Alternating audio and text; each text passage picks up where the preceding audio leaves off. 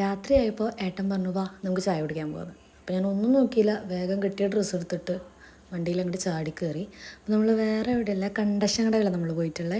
അവിടെ അമീസിൻ്റെ refreshes hub, അവിടെ പോയിട്ട് മിക്കപ്പോഴും നമ്മൾ ചായ കുടിക്കാറുണ്ട്. നൈറ്റ് തന്നെയാണ് നമ്മൾ പോകാറുള്ളത്. അപ്പോൾ അവിടെ എത്തിയപ്പോൾ എനിക്ക് ചായ കുടിക്കാൻ തോന്നിയില്ല.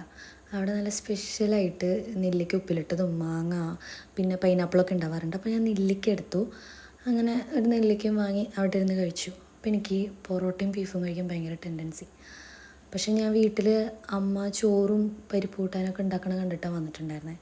അപ്പോൾ ഞാൻ വിചാരിച്ചു എന്നാൽ വേണ്ട, എന്തായാലും നാളെ തിരിച്ചു പോകല്ലേ, അപ്പോൾ പിന്നെ വീട്ടിലെ ഫുഡ് തന്നെ കഴിച്ച് പോവാം.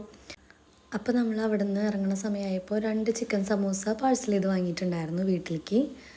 അങ്ങനെ നമ്മൾ വീടെത്തിയപ്പോൾ കണ്ട കാഴ്ച എന്താണെന്ന് വെച്ചാൽ അമ്മ അവിടെ നല്ല അവിലിങ്ങനെ വിളയിച്ചിട്ട് വെച്ചിട്ടുണ്ടായിരുന്നു. അങ്ങനെ തന്നെയല്ലേ പറയാം, അവിൽ വിളയിക്കുക. പിന്നെ എനിക്ക് കൊണ്ടുപോകാനായിട്ടുള്ള ഉണക്ക ചെമ്മീൻ റോസ്റ്റ് ചെയ്യുന്നുണ്ടായിരുന്നു. എനിക്ക് ഭയങ്കര ഇഷ്ടമാണ്. അപ്പോൾ വീട്ടിൽ വന്നപ്പോൾ നമ്മൾ ചോറും പരിപ്പൂട്ടാനും ഉണക്ക ചെമ്മീനും പിന്നെ അച്ചാറൊക്കെ എടുത്ത് കഴിച്ചിട്ടുണ്ടായിരുന്നു. അപ്പോൾ എനിക്കാണെങ്കിൽ ഭയങ്കര ഇഷ്ടമാണ് ഈ ഒരു കോംബോ എന്ന് പറയുന്നത്. ലക്ഷറിയാണ്. കാരണം ഞാൻ പുറത്ത് പഠിക്കുമ്പോഴും അതുപോലെ ഇപ്പോഴായാലും വരുന്നതിന് മുന്നേ അമ്മേനെ വിളിച്ചിട്ട് പറയാം അമ്മ പരിപ്പൂട്ടാനും ഉണക്കമീനോ അല്ലെങ്കിൽ ഉണക്കച്ചമ്മന്തി എന്തെങ്കിലും ഉണ്ടാക്കി വെക്കണം. കാരണം തൃശ്ശൂർക്കാർക്ക് അതൊരു വികാരമാണ്. പിന്നെ ലാസ്റ്റ് ആയപ്പോൾ എനിക്കൊരു പപ്പടം കിട്ടി. അപ്പോൾ അത്രേ ഉള്ളൂ ഇന്നത്തെ വീഡിയോ.